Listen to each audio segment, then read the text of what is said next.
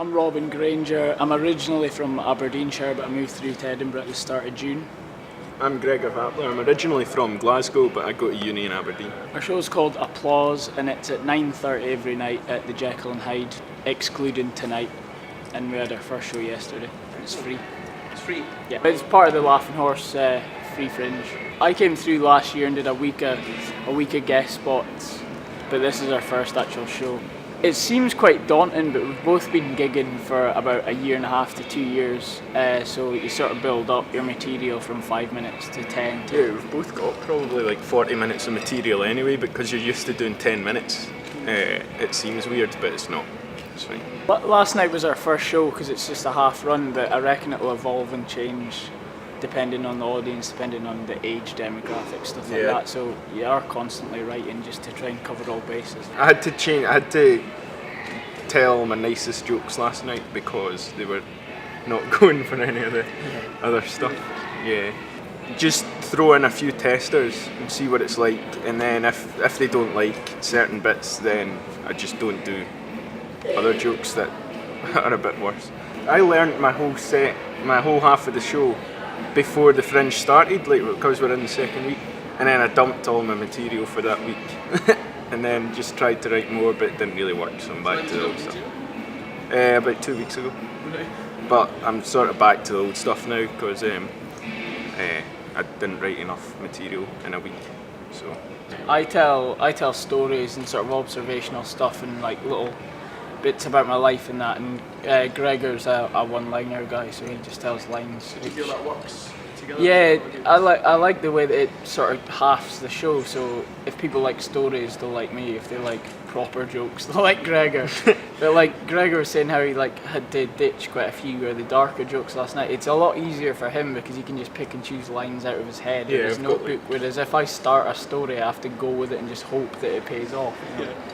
Because he can tell like 10 jokes in the time that it tells me to tell, half a story. So I've got to commit, whereas Gregor can chop and change. I've found that because you do so many, because we've been doing loads and loads of guest spots, you just sort of turn up. Like when we were doing Rick's gig the other week, he didn't have a lineup. He was just putting comedians that he saw when he looked around the room on.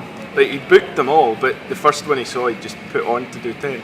And you just don't have time to get nervous. Yeah. And I was doing a gig in Snafu on Tuesday, and I just didn't have any nerves. It's quite weird.